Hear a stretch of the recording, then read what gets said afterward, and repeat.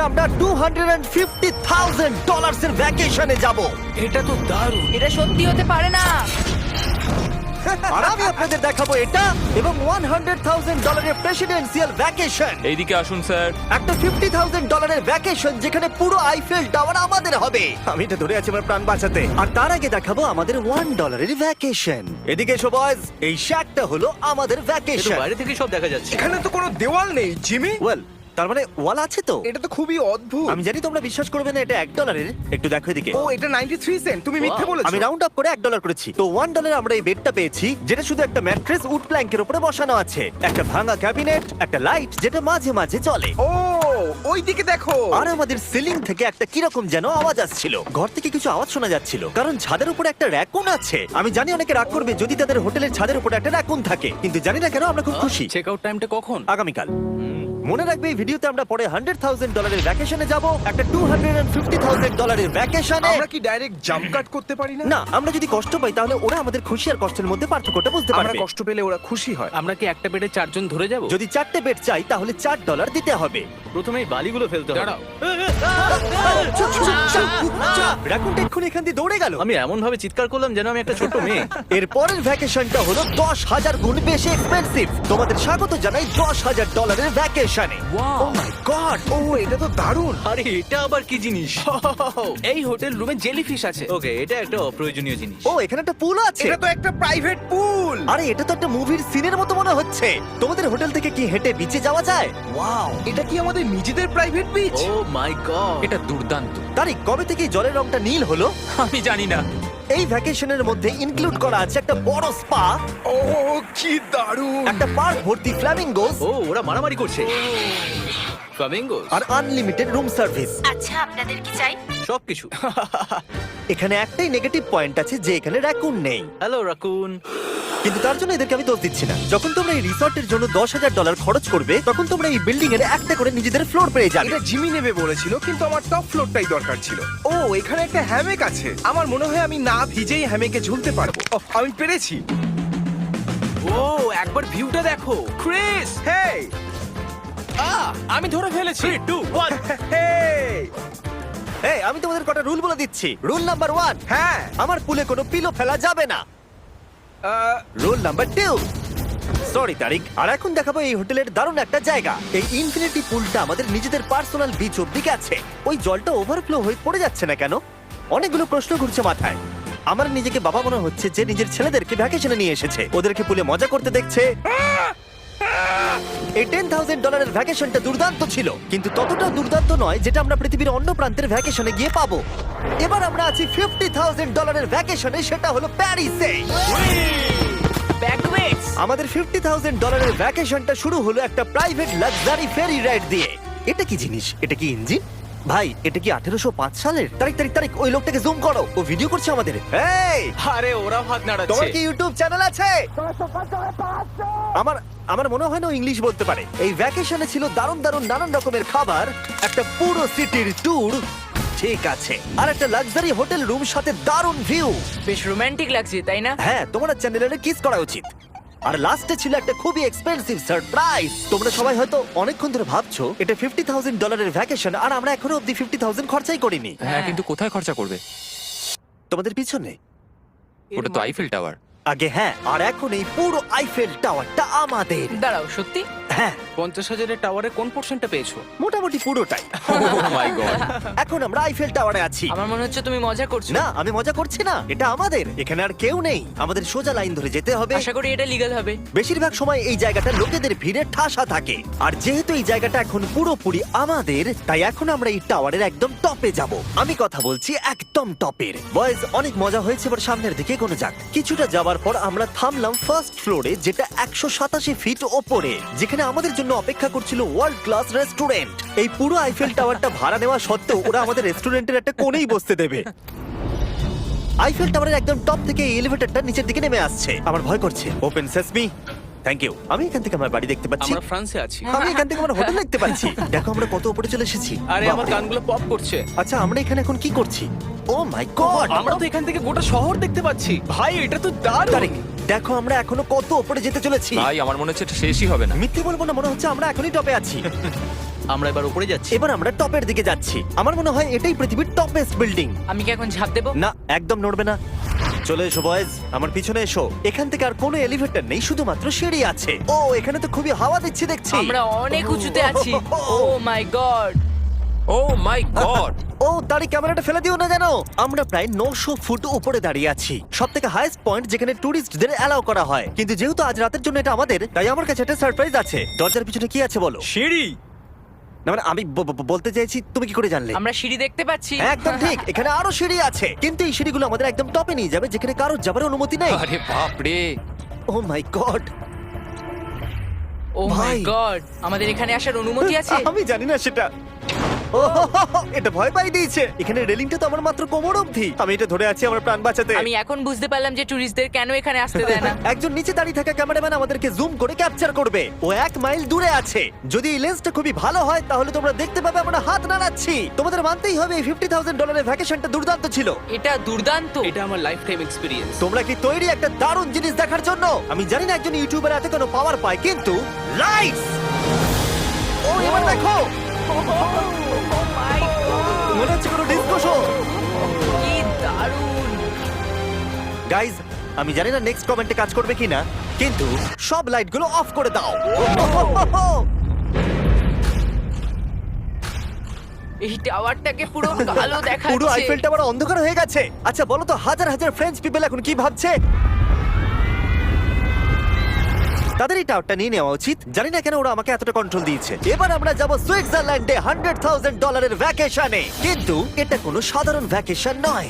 এই হোটেলের আছে 2 ইঞ্চি মোটা বুলেট প্রুফ উইন্ডোজ, একটা প্যানিক বাটন যেটা টিপলে গোটা বিল্ডিংটা লক হয়ে যায়, আর টাইট সিকিউরিটি। কারণ এই হোটেলে পৃথিবীর বড় বড় নেতারা, প্রেসিডেন্টরা ভ্যাকেশনে আসে। আর সাইডম্যানও এই শহরেই ছিল, তাই আমি ডিসাইড করলাম তাদেরকে ডাকবো।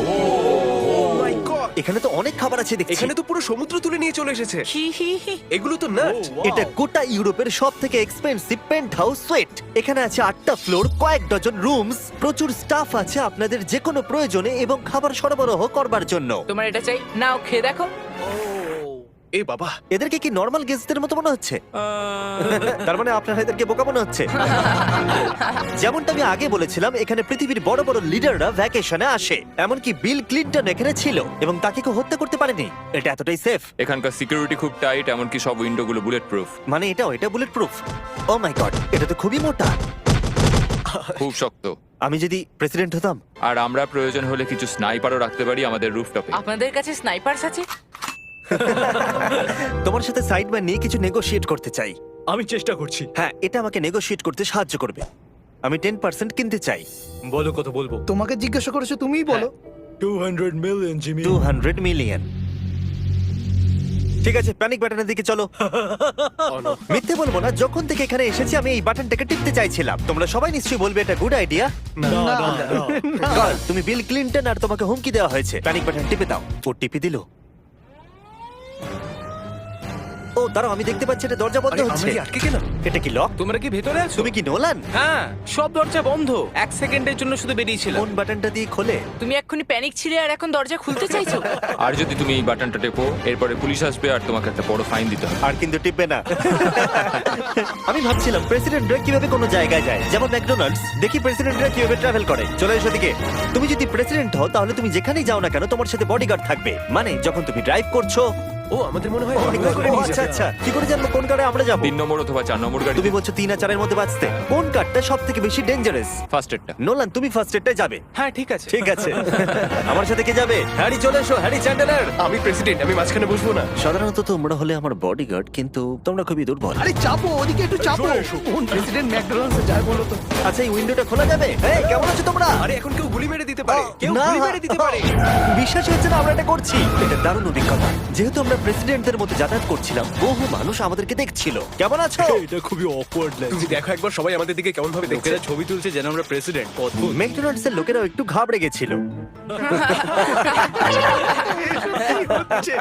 আমাদের সিকিউরিটি কিছু মনে করো না। জিমি, এটা কি তোমার আইফেল টাওয়ারের থেকেও বেশি ভালো ডিপেন্ড লাগছে? করছে কেমন নাগেটস গুলো হবে তার উপরে। যদিও সবকটা ভ্যাকেশনের অভিজ্ঞতা দারুণ ছিল, কিন্তু পরের ভ্যাকেশনের কাছে সব ফিকে।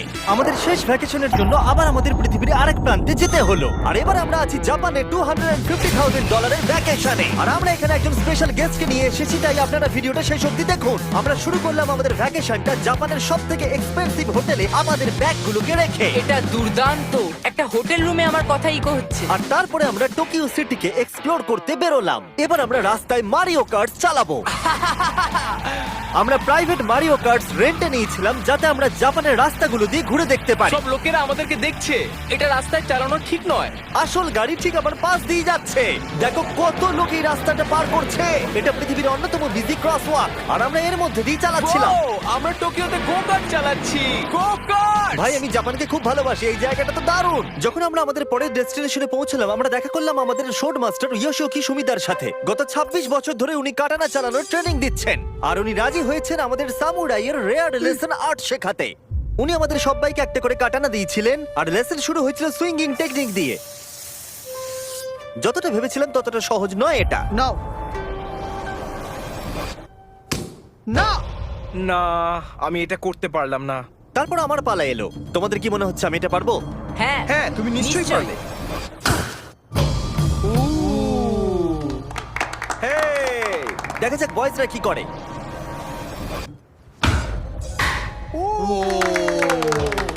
এটা আমি কিভাবে করলাম? আর তারপর আমাদের সামুরাই টিচার এই দারুণ কাটানাটা গিফট করলেন। এটার আমি যোগ্য নই, কিন্তু থ্যাংক ইউ। আর যেহেতু এটা ছিল $250,000 ভ্যাকেশন, আমরা পৃথিবীর অন্যতম প্রিমিয়াম সুশি শেফকে ভাড়া নিয়েছিলাম। তার সঙ্গে ছিল এই পুরো ফ্লোটিং রেস্টুরেন্টটাও। আমরা লুই ভিটেন Oh কোস্টার্স my পাবো। God! শেফ আমাদের টেবিলের পাশেই সুশি বানাচ্ছিল, আর তার দুর্দান্ত কাজ দেখা আমাদের কুলেস্ট ডাইনিং এক্সপিরিয়েন্স ছিল। ও ওয়াও। ও মাই গড! ও ওরা বললো আমরা এই পাখিদেরকে খাবার খাওয়াতে পারি। এই নাও, খেয়ে যাও। আরে ও হাওয়াতে ক্যাচ করে নিল। আর যখন আমরা বিল পে করলাম, তারপর আমরা একটা দুর্দান্ত জায়গার দিকে এগিয়ে গেলাম। চলো এসো, আমি এই পুরো জায়গাটাকে রেন্টে নিয়েছি। এটা দেখার আগে মজা খুলতে হবে। এটা বেসিক্যালি একটা আর্ট মিউজিয়াম, কিন্তু দারুণ এক্সপিরিয়েন্স হতে চলেছে। ও মাই গড! গায়ে কাঁটা দিচ্ছে। আমার চোখ এই দৃশ্য কোনোদিন ভুলবে না। মরে যাওয়ার পর কি এরকমই দেখতে লাগবে? সম্ভবত। এর পরে রোদে কি আছে? ওয়াও! সাধারণত এই জায়গাটা সব সময় লোকে ভর্তি থাকে, কিন্তু একা এক্সপিরিয়েন্স নিতে আমরা এই গোটা জায়গাটা রেন্টে নিয়েছিলাম। আমাদের এখন অবধি দেখা সব থেকে দুর্দান্ত জিনিস। ভাই, এগুলো কি মাছ?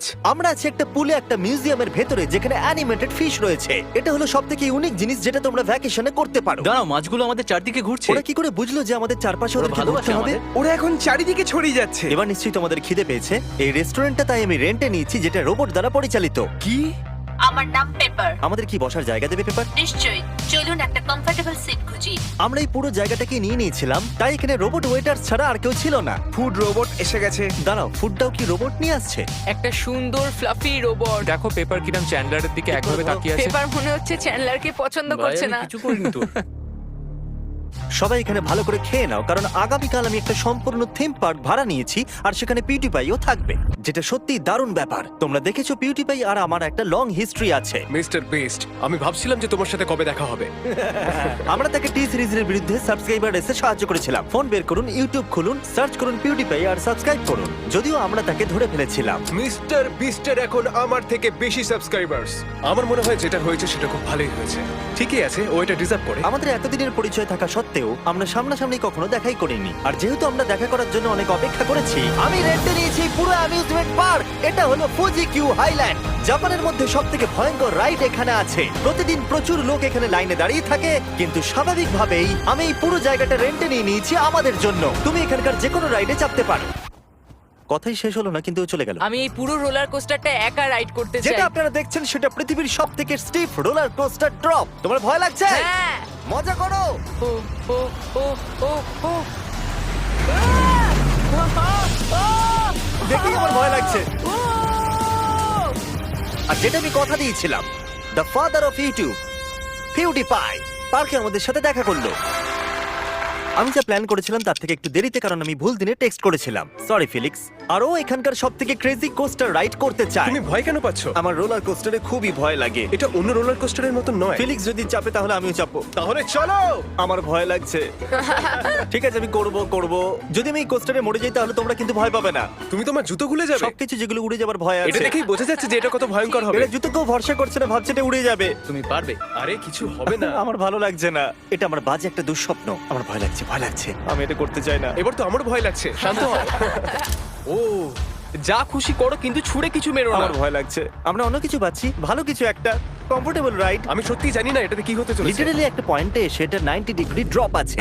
তুমি আমাকে ভয় দেখাচ্ছ। তুমি কেন এখানে আমাকে নিয়ে এলে? তুমি আমাকে এখানে ডেকেছো। কিন্তু আমরা জানতামই না যে এটা কি না, এই রাইডটা পিছন দিকে যাবে। আমরা পিছন দিকে কেন যাচ্ছি?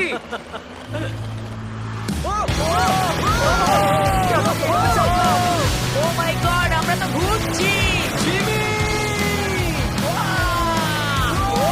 এটা দুর্দান্ত! এটা সবথেকে ভালো রোলার কোস্টার। ও মাই গড, ফিলিক্স আমরা এক্ষুনি কি করলাম? আমি কাঁদছি।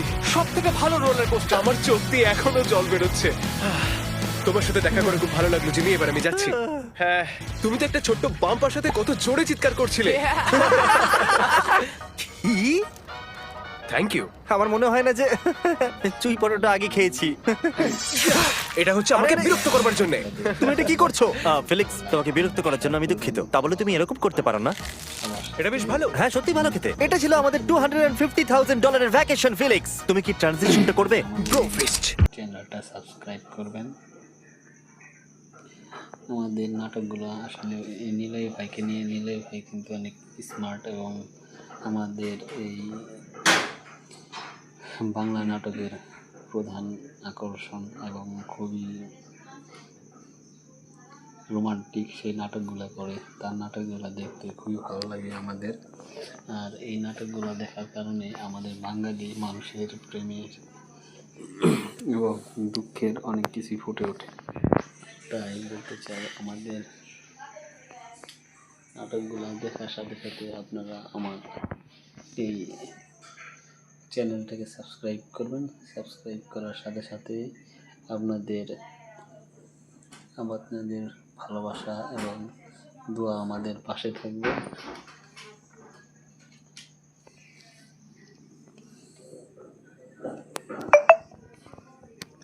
আমার কম্পিউটারটা আপনাদের একটু দেখাতে চাই।